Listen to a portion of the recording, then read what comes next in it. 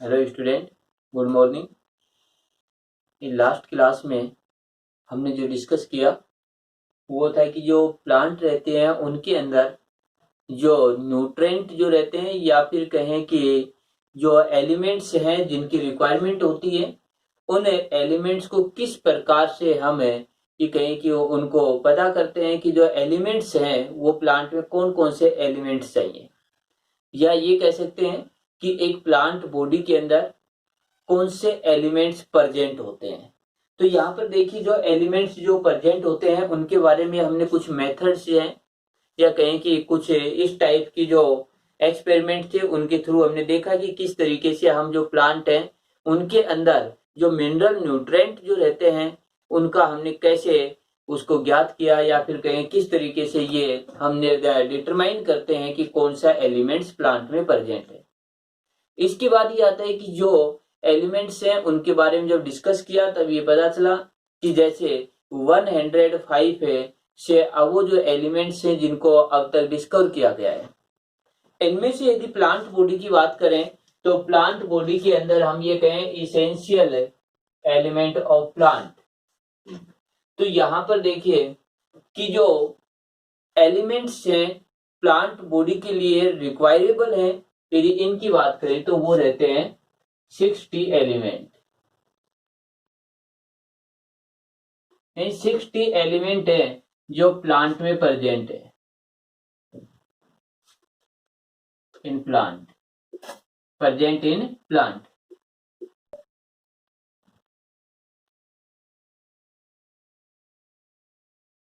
ये देखिए जो 60 एलिमेंट्स हैं, तो ये जो 60 एलिमेंट्स हैं ये प्रेजेंट है।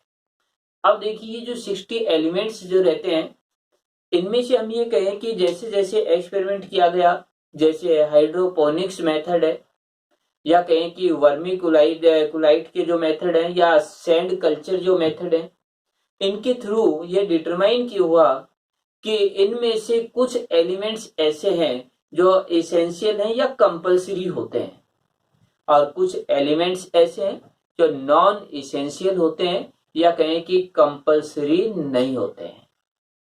तो ये जो 60 है इनमें से यदि हम बात करें तो कौन से एलिमेंट्स हैं जो कंपलसरी हैं, कौन से एलिमेंट्स हैं जो इसेंशियल हैं, या फिर कहें कौन से एलिमेंट्स हैं जो नॉन इसेंशियल होते हैं।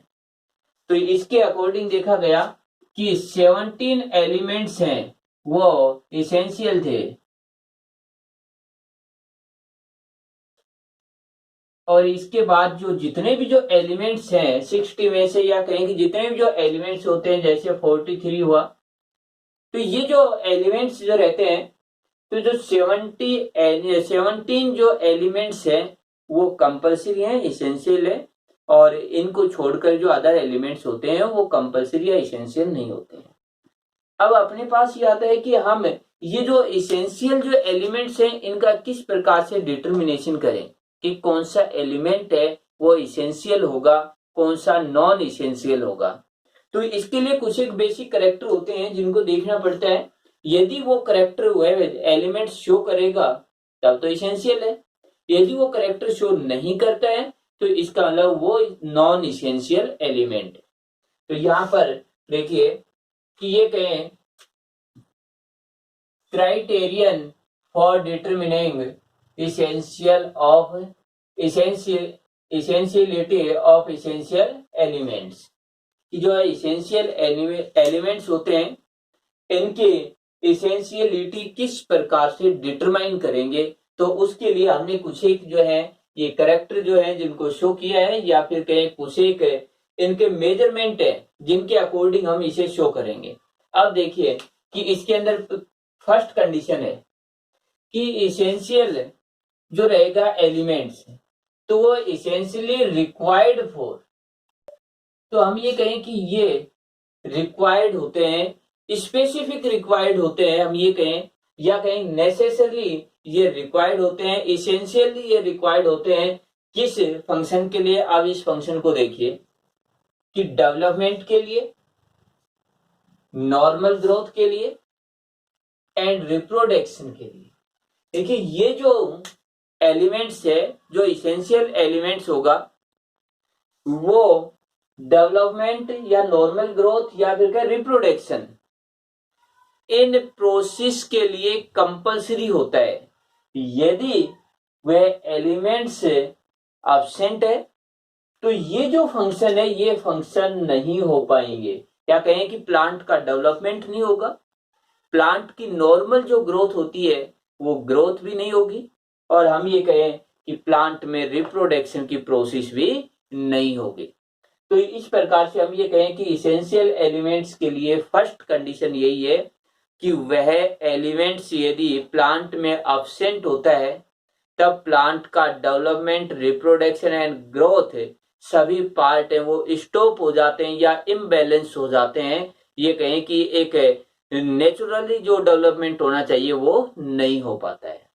तो एक कंडीशन तो ये है कि ऐसा करेक्टर उसे शो करना चाहिए, तब वह इसेंशियल होगा। यदि ऐसा करेक्टर शो नहीं करता है, देखिए किसी एलिमेंट्स की रिक्वायरमेंट है, प्लांट में एलिमेंट है वो, और वो न्यूट्रेंट है, उसके कारण यदि वो प्लांट को वह न्यूट्रेंट नहीं प्रोवाइड किया जाता है और उसके रिप्रोडक्शन पर कोई इफेक्ट नहीं पहुंचता है या उसके डेवलपमेंट पर कोई इफेक्ट नहीं पहुंचा और हमने वो एलिमेंट भी नहीं दिया, तो वह इसेंशियल नहीं हो सकता। यदि प्लांट को वह एलिमेंट्स प्रोवाइड नहीं किया और प्लांट अपनी लाइफ साइकिल जो है उसमें से किसी भी पार्ट को या कोई भी एक पार्ट या कंप्लीटली लाइफ साइकिल है उसको कंप्लीट नहीं कर पा रहा हो, तब हम उसे ये कहेंगे कि वो इसेंशियल एलिमेंट्स है। तो एक तो कंडीशन ये हुई। अगली कंडीशन स्पेसिफिक फंक्शन, कि एक इसेंशियल एलिमेंट्स है या न्यूट्रेंट है उसका एक स्पेसिफिक फंक्शन होता है बॉडी के अंदर, या कहें कि प्लांट जो है उसके अंदर एक स्पेसिफिक कैरेक्टर शो करना चाहिए उसे। अब ये जो रहता है, देखिए इसके साथ ही क्या है, deficiency fulfilled only by these elements and not by any other elements, कि कोई यदि उस एलिमेंट्स की डेफिशिएंसी होती है या कहें कि वह एलिमेंट प्लांट जो है उसको रिक्वायरेबल अमाउंट में प्रोवाइड नहीं होता है, तो उसके अंदर हम ये कहें कि वो जो एलिमेंट्स है उस एलिमेंट्स की जो डेफिशिएंसी हुई है, जो कमी हुई है, उस कमी को कोई अदर एलिमेंट से कंप्लीट नहीं कर पाता हो। या कहीं जैसे वो एलिमेंट्स हैं, जैसे एक एग्जांपल देखिए कि यदि हम ये कहें कि प्लांट के अंदर नाइट्रोजन की रिक्वायरमेंट है, तो नाइट्रोजन जो है ये प्लांट को प्रोवाइड नहीं हो पा रहा है, और हम ये चाहे नाइट्रोजन की जगह जैसे ऑक्सीजन दें, जैसे आयरन दें, जैसे बोरोन दें, इस प्रकार से कोई एलिमेंट्स दें, लेकिन कोई भी एलिमेंट्स नाइट्रोजन का फंक्शन नहीं कर पा रहा हो और जिससे प्लांट की डेवलपमेंट, ग्रोथ एंड रिप्रोडक्शन है उस पर इफेक्ट हो रहा हो, तो वह एलिमेंट्स है वह इसेंशियल एलिमेंट्स होगा। या फिर कहीं नाइट्रोजन का फंक्शन नाइट्रोजन ही कर पाता है, अदर एलिमेंट्स उसकी जगह नहीं ले पाता है। ऐसे यदि हम बात करें कि जैसे देखिए कुछ एलिमेंट्स ऐसे रहते हैं यदि प्लांट में प्रेजेंट हैं तो भी ठीक है, यदि प्रेजेंट नहीं होते हैं तब भी प्लांट पर कोई इफेक्ट नहीं होता है, या कोई दूसरा एलिमेंट्स होता है वो फंक्शन कर सकता है। तो यहाँ पर मेन कंडीशन क्या है कि यदि एलिमेंट्स की डेफिशिएंसी होगी तो अदर एलिमेंट्स जो है, यानी किसी भी एलिमेंट्स की डेफिशिएंसी हुई तो अदर एलिमेंट्स उसकी डेफिशिएंसी को फुलफिल नहीं कर पाता है। तो ये भी एक कंडीशन हुई कि जैसे हमने अभी कहा कि नाइट्रोजन का फंक्शन ओनली नाइट्रोजन ही करेगा, उसकी जगह कोई दूसरा एलिमेंट्स आकर के वह फंक्शन कभी नहीं कर सकता है।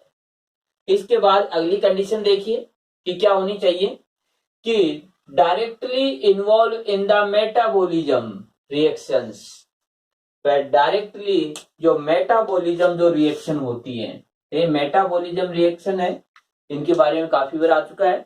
तो जैसे फोटोसिंथेसिस है, जैसे रेस्पिरेशन है, जैसे प्रोटीन सिंथेसिस है, डीएनए एंड आरएनए सिंथेसिस है, जैसे हम ये कहें कि फैट का ऑक्सीडेशन जो होता है, तो इस प्रकार की जो रिएक्शंस होती है वो मेटाबॉलिज्म है। सिंपल ये कह सकते हैं कि स्मॉल मॉलिक्यूल्स जो रहते हैं वो रिएक्ट करके large molecule and large molecule जो रहते हैं वो ब्रेक डाउन होकर के स्मॉल मॉलिक्यूल्स में कन्वर्ट होते हैं।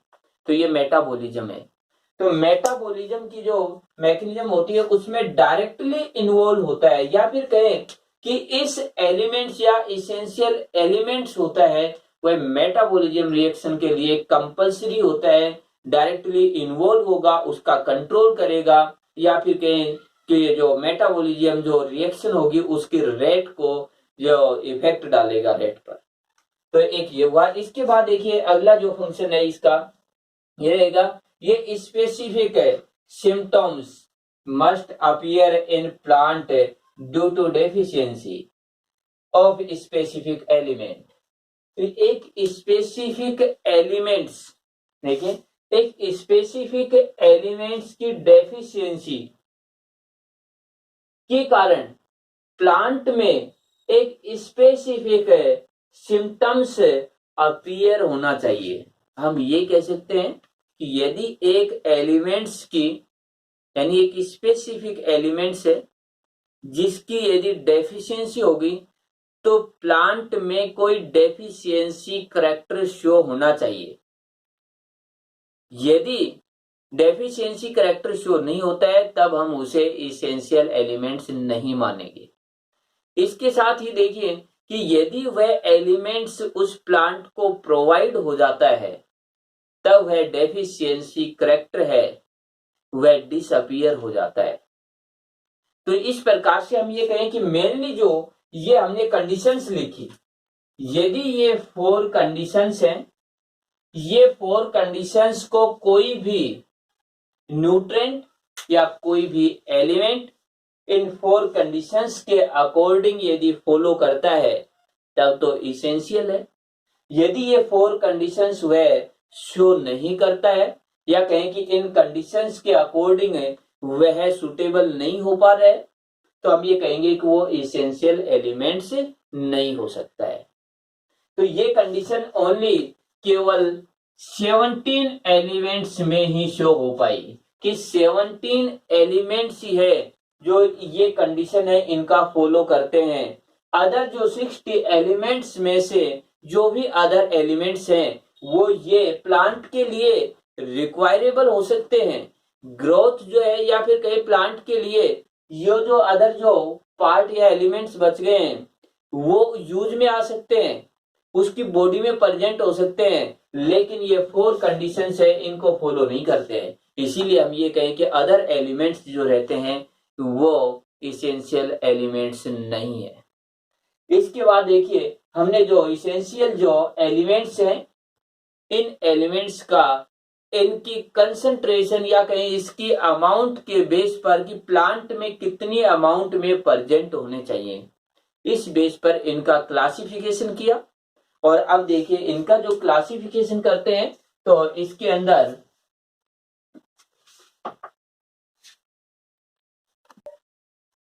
इस प्लांट के अंदर जो मिनरल न्यूट्रेंट है यदि हमने इनकी बात करें तो ये हमने ये कहा कि 60 एलिमेंट्स है। 60 एलिमेंट्स हैं, इनमें से जो हमने 4 कंडीशंस जो बताई वो ओनली 17 जो एलिमेंट्स हैं उन पर अप्लाई होते हैं, ओनली 17 एलिमेंट्स। अदर जो एलिमेंट्स हो सकते हैं उसके अंदर जैसे 30 हो, 35 हो या फिर कहें 40 हो या 43 हो, कितने भी हो सकते हैं, यानी मैक्सिमम जो है वो 43 के आसपास है। तो ये कोई कंपलसरी नहीं प्लांट में 43 ही प्रेजेंट होंगे, हो सकता है 40, हो सकता है 30, क्योंकि ये नॉन इसेंशियल है, ये 4 कंडीशंस हैं उनको अप्लाई नहीं करते हैं। अब यहाँ पर यदि हम बात करें कि जो इसेंशियल एलिमेंट्स हैं ये 17 है, इनका फिर से क्लासिफिकेशन किया गया इनकी अमाउंट के बेसिस पर। तो यहां पर इनको कहा मैक्रो न्यूट्रिएंट। इसके बाद सेकंड जो पार्ट है वो हो माइक्रो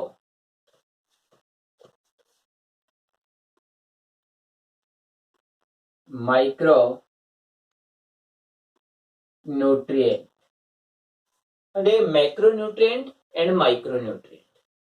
मैक्रोन्यूट्रिएंट की बात करें तो ये 9 है, यानी 17 में से 9। और यदि इसकी बात करें तो ये 8 एलिमेंट्स होते हैं, टोटली 17 हो गए। ये जो है इनकी कंडीशन क्या है, तो यहां पर देखिए इसकी कंडीशन की बात करें तो जो मैक्रो एलिमेंट्स होते हैं ये एलिमेंट्स 1 से 10 मिलीग्राम, यानी 1 से 10 मिलीग्राम पर 1 ग्राम ड्राई वेट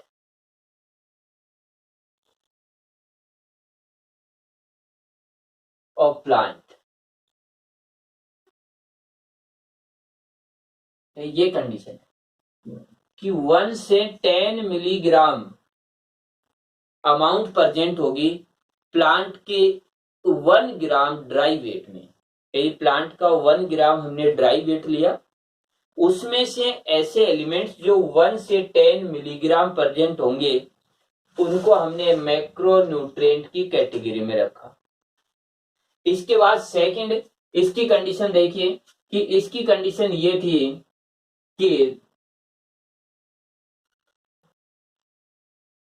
लेस देन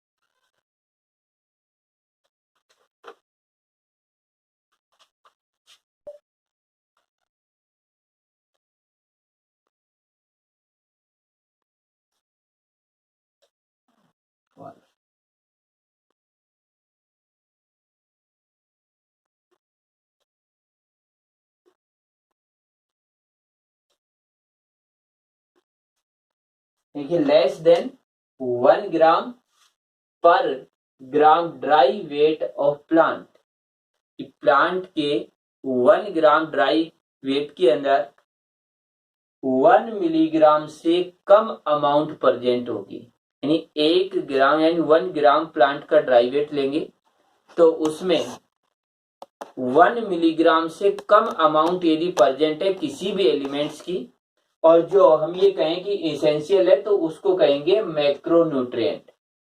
और यदि 1 से 10 ग्राम के बीच में है तब हम उसे कहेंगे मैक्रोन्यूट्रिएंट। ये जो है 9 है। और यदि इसकी बात करें, अब इनमें से जो 9 जो एलिमेंट्स हैं इनको देखिए, कार्बन,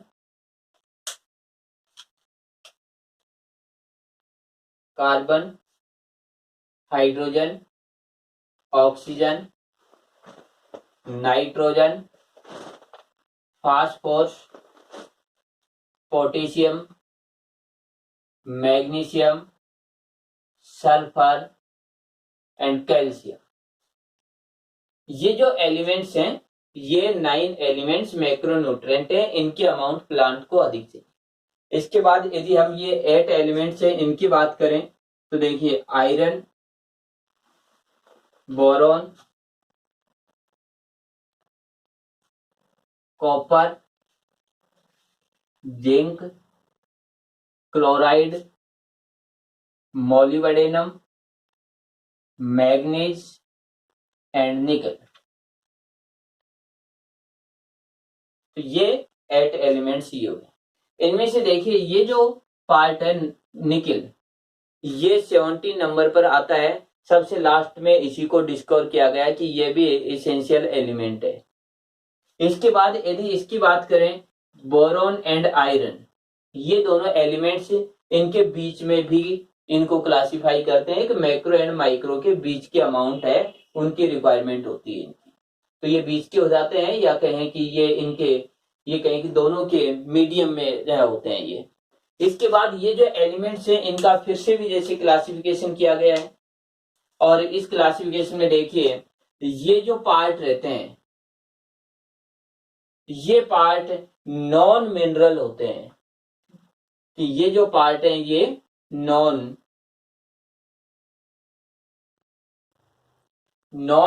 मिनरल होते हैं।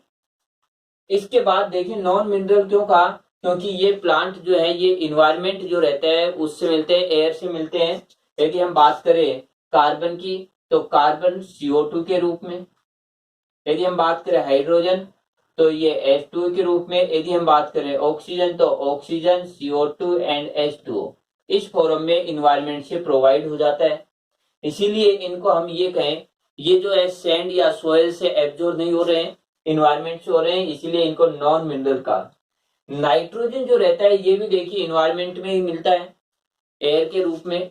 तो यहाँ पर 78% इन्वायरमेंट में, लेकिन इसका एब्जॉर्प्शन नाइट्रोजन के रूप में न होकर नाइट्रेट में होता है जो सोयल से होता है, इसीलिए इसको इस कैटेगरी में नहीं रख पाए। कुछ जगह क्लासिफाई करते हैं तो रख भी देते हैं इसको।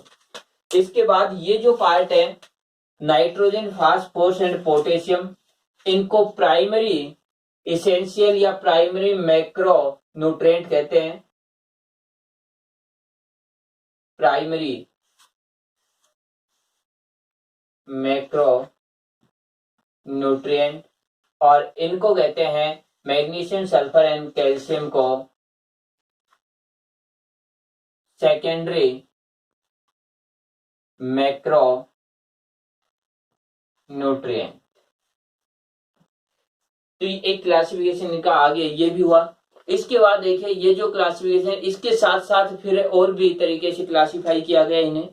यदि हम बात करें जैसे स्ट्रक्चरल, जो स्ट्रक्चरल रहते हैं, जो ये कहें कि प्लांट की स्ट्रक्चर के फॉर्मेशन में यूज में होते हैं, वो जैसे ये हुए स्ट्रक्चरल हुए कि प्लांट की स्ट्रक्चर का, स्ट्रक्चर में मेन इनका फंक्शन है। इसके बाद यदि हम बात करें जैसे एनर्जी की, देखिए यदि स्ट्रक्चर की बात करें,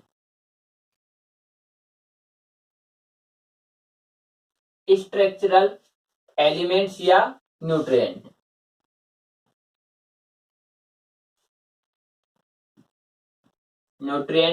इसमें जैसे कार्बन हुआ, हाइड्रोजन हुआ, ऑक्सीजन हुआ, नाइट्रोजन भी इसके अंदर हो जाता है। देखिए इसके अंदर जो क्लासिफिकेशन है, इसके अंदर कई टाइप के हो जाते हैं। इसके बाद यदि हम बात करें एनर्जी की बात करें तो जैसे फास्फोरस है एटीपी की फॉर्म में रहता है, और इसके बाद जैसे मैग्नीशियम जो रहता है ये भी एनर्जी से रिलेटेड है। जैसे आयरन एंड कॉपर जो रहता है वो ईटीएस से रिलेटेड होने की वजह से ये भी एनर्जी में इन्वॉल्व हो जाते हैं। इसके बाद हम कहें कि एंजाइम की बात करें, तो यहाँ पर देखिए जो एंजाइम रहते हैं उनको एक्टिव करने के लिए या एंजाइम की जो मैकेनिज्म है उनमें इन्वॉल्व होने के लिए यदि हम बात करें जैसे मैग्नीज है, जैसे जिंक है, जैसे कॉपर है, इस तरीके से जैसे मोलिब्डेनम है, निकिल है, तो ये जो है ये कहें कि एंजाइम की फॉर्म में भी यूज आते हैं। तो इस प्रकार से इनका जो क्लासिफिकेशन है वो कई टाइप से कर रखा है, लेकिन मेन रूप से हमारे सिलेबस के अंदर ये क्लासिफिकेशन है, जिसको हमें आगे जो है एक एक एलिमेंट्स जो है उनकी जो मेन कैरेक्टर क्या रहेगा, प्लांट में क्या उसका यूज रहेगा, उसके डेफिशिएंसी कैरेक्टर क्या रहेंगे, तो ये सब पार्ट हमें आगे करने हैं।